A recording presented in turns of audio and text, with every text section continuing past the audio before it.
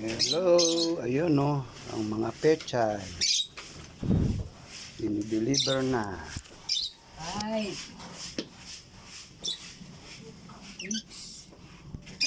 Ayun ang mga pechay. Dinideliver na, ayun no. Dinideliver na ho ang mga pechay.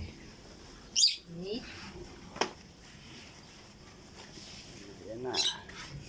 Dinideliver na ho ang pechay. Ayan no. 8.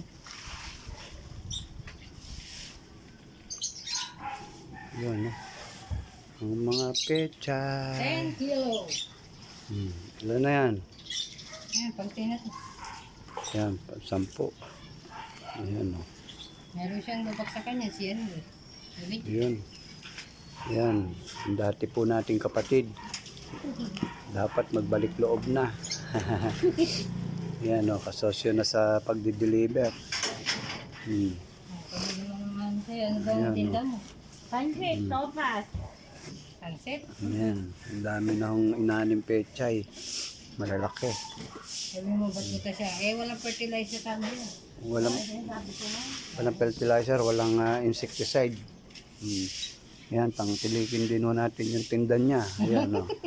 Ayan, ayan o. Nagtitinda po itong ating dating kapatid na ano. Pangalan niyo po? Pangalan niyo? Liit. Liit. Si Kaliit.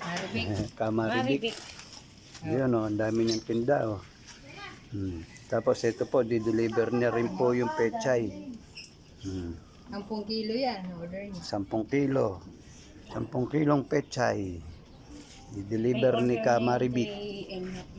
Yan. Ayun. Kasi may babagsakan. Tapos yung mga lettuce, i-deliver din niya. Ano mo na, sabihin mo na doon sa Chinese mo. Magkano? Ano natin si Chano? Magkano ba ang leto? 80 yun eh. Isang ganun eh. Ha? 80 yun. Yung mga ano, Magkano? Hindi ko na makapataas mo. Magkano? nasa 80 yun. Kasi 80 na ano yun eh.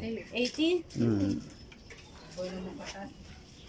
Magaganda yung ano na yun, yung ano, Olmeti. Fresh pa.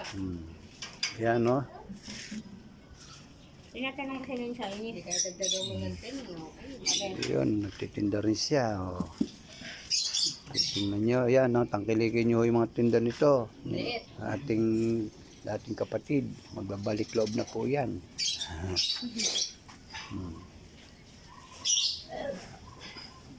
Ayun, no, dami. Oh. Mga puto. Mga puto. Yun, no, meron siyang tindang pichi-pichi. Meron bibingkang kanin. Merong biko.